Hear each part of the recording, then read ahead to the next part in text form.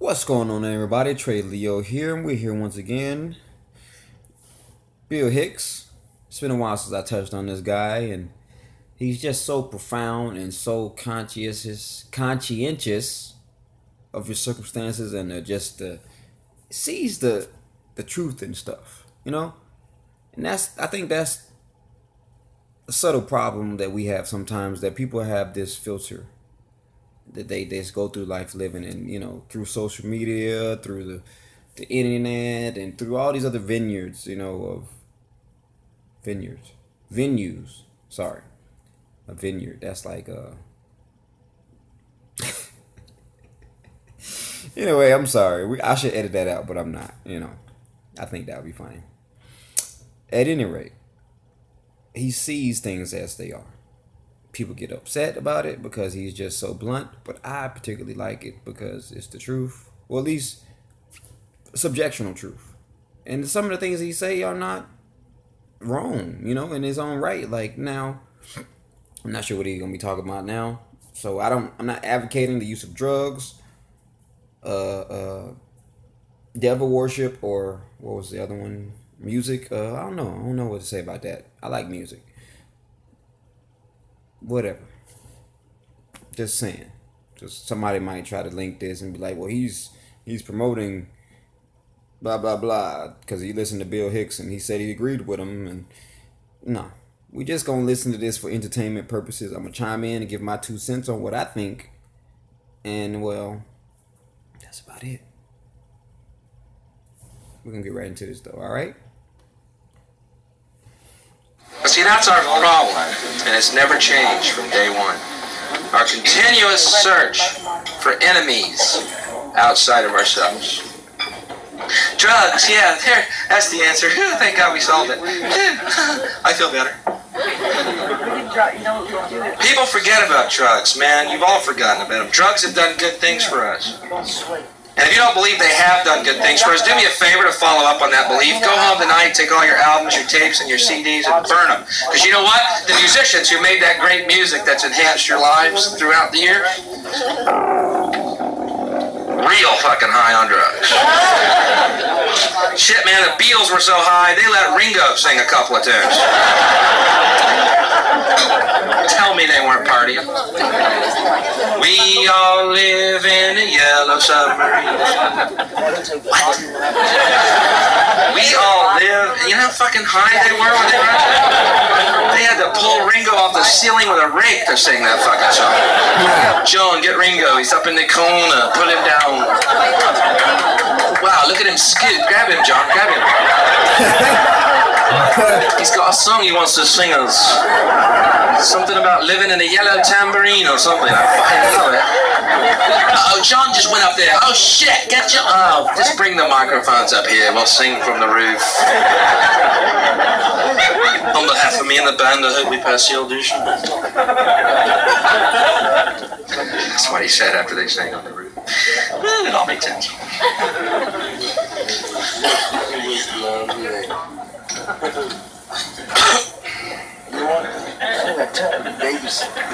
Enemies outside of ourselves. Every few years, rock and roll becomes the enemy. That always fascinates and amuses me. You know what I mean? Like this Judas Priest trial that went on last year.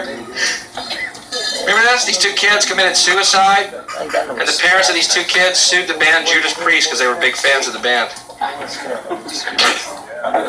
First of all, 2 kids, big fans of Judas Priest, commit suicide. Yeah. 2 less gas station attendants in the world. I don't mean to sound cold or cruel here, but I don't think we lost a cancer cure with those 2. Besides, most stations are self-serve now anyway. I think they saved themselves a long, troublesome job search.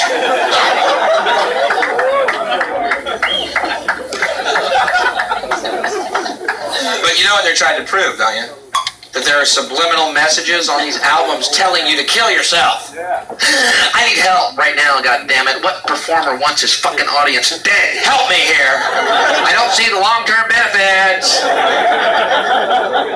What are these guys in the band thinking? I'm fucking sick of it. I'm fucking sick of it. Sick of the touring, sick of making $400,000 a fucking night. Sick of the free drugs, the free booze, the stretch limos, the penthouse suites, the groupies blowing me dawn to fucking dusk. I'm in a rut and I want out. Yeah, we got all those concerts coming up. I know it sucks. Unless... Ian, Nigel, come in. Oh shit, Nigel, get Ian. Ian! Wow, look at him scoot. Grab him. Ian! I've had an idea. What if we kill the fucking audience? Nigel, go get a soccer ball. Ian! We can go back to our day jobs. We can sell shoes again. Ian! We will never have 15-year-old pussy on our faces again. Ian! I've solved all of our problems. Why would a band do that? Help me, Because, Bill, Mr. dressed in black in the Bay fucking area. Sorry. Because it's not a band, son. Mr. Cynic. Mr. Humanist.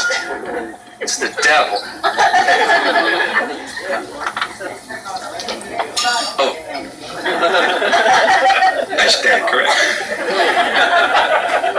The devil. The ultimate enemy outside of ourselves. Huh?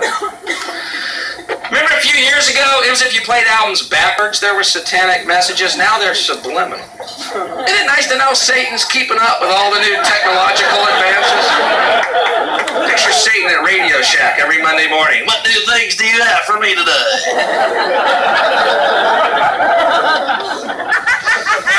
It's my Satan impression. I only saw him once. Walnut Creek. The mayor.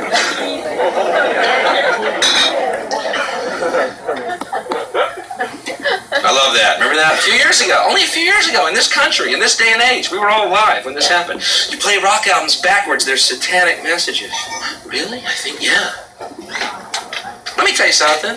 If you're sitting around your house playing your albums backwards, you are Satan. Don't look any further. And don't go ruining my stereo to prove a fucking point. Come here, listen.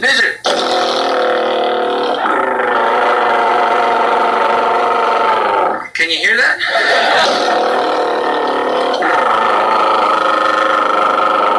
Satan is Lord, Satan is Lord. Can you hear that? Man, it's crystal clear. It's like he's in the room or something. Oh my God, you're Satan. Ah!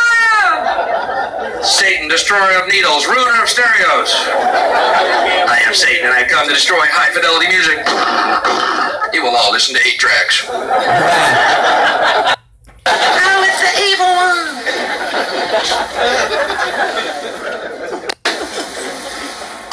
Because I got news for you. I got great news for you. Ready? Here we are, the latter part of the 20th century, the world obviously in flux, many people's beliefs being challenged on a daily basis, correct? Let me throw a bone in that soup, if I may. They say rock is the devil's music. Well, let's say that rock and roll is the devil's music, and we know it for a fact to be true. Boy, at least he fucking jams. Okay, did you hear that correctly? Damn. If it's a choice between eternal hell and good tunes or eternal heaven and new kids on the fucking block, I'm gonna be surfing on the lake of fire rocking out. High-fiving Satan every time I pass him. Are you enjoying the show? Your black is so trendy down here, young man. Oh, please, by all means, smoke.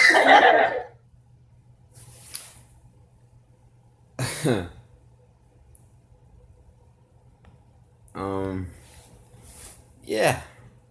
he said quite a lot in that particular segment. Uh, Now I noticed that that is true. Now the underlying thing that I got from that is that people try to externalize their issues and put it out or other things, and that I can agree with. Some of the other things, I don't know. The music. See, because I never was around when it originally first emerged, where they said if you played records backwards, I don't know. Because I feel like people do things to mess with people. Like Bigfoot, for example. I'm pretty sure there are people who would dress up in a costume, get a camcorder, and then portray to be a monster. Why? Because it's popular. Like, it's popular to be different. And especially if you're the one who comes along with footage that shows that there's more than just us here. Sure. Hell yeah. If YouTube was around in those times, I don't know, in the 80s or something like that, how many people probably would have been putting videos out on there just to prove that they were different or trendy or whatever? Like, I've seen YouTube videos where people will blatantly fake things. Now it's up to the viewer to decipher whether or not those things are real or not. But if you was coming into it believing that they did to be true, then you would fall for it like hands down. Now, are there subliminal messages in the songs? Sure. Is it the devil? That's debatable. I don't know. One can debate it, but if it's, I felt like if it was. It's such a rocky subject here, because on one hand, I know evil exists. I can't externalize and try to put it on someone else, because I know that people have a choice. They say that God created the devil, right? So God creating the devil, being omniscient and knowing everything there is to know, willingly created the devil knowing that he would mislead people. Well, what does that say about God? Now, I'm not trying to stir up shit, but I'm just saying, like, sounds like entrapment to me. Because if a police officer came and said, hey, you want to buy some dope? Or you want to buy some da-da-da-da? And then somebody was like, yeah, sure, I do. And they say, hey, you're under arrest. It's entrapment. The same which way, like I say, if God was to create this devil and then try to get people to choose right or wrong, knowing that we're quote unquote imperfect, it sounds like a trap, because they're doomed to fail. In my sense, now I'm not saying that people should just do bad and people, no.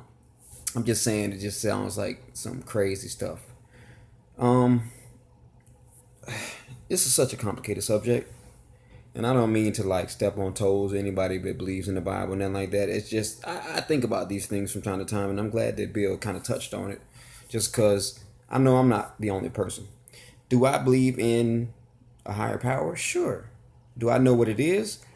I don't think I do. And I don't think nobody does, because I feel like there are so many different misrepresentations of it. First of all, different religions.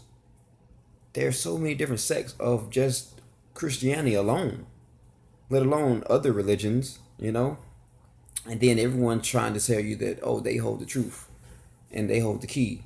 Well, I feel like the key of the truth may be underlining in a little bit of all of them, and it's up to that person to ultimately be a good individual. Religion doesn't make you a good person. Being a good person makes you a good person. Just treating people with kindness, love, like respect. You don't need, I'm not going to say that. But it doesn't take a genius to figure that out, that being nice yields results, Like I said, I don't know what the truth is ultimately, so don't crucify me. This is just my opinion. The drugs thing, yeah, I don't feel like anybody should do drugs, particularly, like, just because, I don't advocate it. I get those people who do, because you see so many. I feel like ultimately people take drugs in order to escape. You take drugs to escape from your current physical or mental situation, because things are so messed up out here. People want that escapism, and the mechanism to do it sometimes for them is drugs. Some other people use music. Some other people use like physical, whether it be working out. You know, there are all kinds of things. Do drugs do good things? Sure. There's penicillin. There's aspirin. There's all kinds of things. I know the ancient tribes of the shamanistic tribes, stuff like that. They use ayahuasca and natural things, and then one says that kind of breaks down the ego and gets you to be more empathetic against all kind. I mean, I'm ranting. Maybe we should chop this up in another session sometimes, because I could just go on and on and on and on. That's not what you came here for. So because of that reason, I'm gonna cut this show right here. If anybody has any comments, please feel free to leave comment below what you think about it. Like I said, this is just my opinion. I don't pretend to know everything. It's just that's what we're here to do. Comedians and me alike, and just anyone who likes to bring thought-provoking ideas to the table. I like to generate that type of stuff, because I feel like it's not talked about as much. At any rate, like I said, we're gonna get back to that another time. I'm gonna let you all go, let that simmer a little bit, and if anybody got offended, I am sorry. I didn't say it, Bill did. I just merely speaking my opinion, and my opinion is definitely not the end all be all truth. Catch you all on the next one.